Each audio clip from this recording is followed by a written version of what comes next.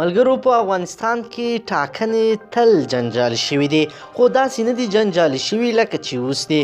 ملګرو په لومړي ځل مې د ښځو نه زړه تور شوی ده، هغه هم د ټاکنو کمیسیون مشران دي چې کینی بیا وایي چې سبا ته یې اعلانوه، د دوی سبا تر اوسه راونه رسېده.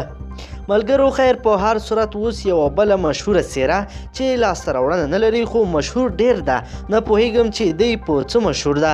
ډبل عبدالله یو ځل بیا ټول افغانستان ته اخطار ورکړی ده چې نه رای منم او نه انتخابات منم، او کمیسیون ته یې په ځینو ولایتونو کې هم ډیر سخت مشکلات جوړ کړي دي او مخه یې نیولې ده. تېره ورځ کمیسیون غونډه نیولې وه چې هغه کاندیدان چې ناراضه دي د هغوی پوښتنو ته ځواب ووایي، خو ډبل عبدالله ورنغی، خو بیا عبدالله داسې انګیرله چې دی به بیا ځان ته دعوت کړي، خو کمیسیون بیا په تازه ناسته کې ویلي دي چې موږ نور د هیڅ چا په قصه کې نه یو، خپل کار دی کوي. ملګرو راځئ چې راپور وګورو عبدالله بیا څه کړي دي، له تازه ځان خبر کړئ. ویډیو تر اخره وګورئ. درنو لیدونکو او مینوالو السلام علیکم، وخت مو پخیر.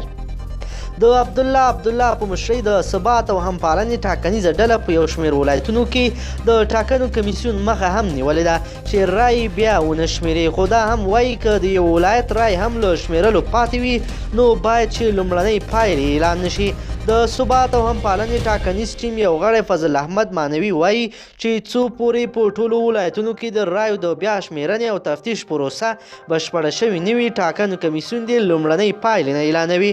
خو د ټاکنو خپلواک کمیسیون په وینا په 7 ولایتونو کې د ثبات او همپالنې ټاکنیز ټیم پلویانو د دوی ولایتي دفترونو مخه نیولې او د دوی کارونه یې له ځنډ سره مخ کړي دي. فضل احمد مانوي نن په کابل کې یوې خبري غونډې ته د خبرو پر مهال ویل که یو ولایت هم پاتې وي د پایلو اعلان غیر قانوني دی او دوی له ټاکنو کمیسیون څخه هیله لري چې دا ستره تېروتنه تکرار نه کړي. هغه همدا راز په خپلو خبرو کې وایي چې که د تقلب په تړاو د خلکو غږ ته چا غوږ ونه نیوه خلک به یې پر وړاندې ودرېږي. هغه زیاتوي چې یوه تقلبي رایه هم ورته د منلو نه ده او خبرداری ورکړې چې که له دې وروسته هر څه پیښیږي پړه به د ټاکنو کمیسیون پر غاړه وي. د یادولو ده چې د ولسمشریزو ټاکنو لومړنۍ پایلې تر 2 میاشتو تېرېدو وروسته هم نه دي اعلان شوي. د ټاکنو کمیسیون وایي چې په ټولو ولایتونو کې رای بیا نه وي شمېرلې نور تر هغې لومړنۍ پایلې نه اعلانوي. همدا راز ټاکنو کمیسیون په اعلامیه کې ویلي و چې په 24 ولایتونو کې د رایو بیا شمېرل او تفتیش بشپړ کړی دی، خو په ولایتونو کې د ثبات او همپالنې ټاکنیز ټیم د دوی مخه نیولې ده.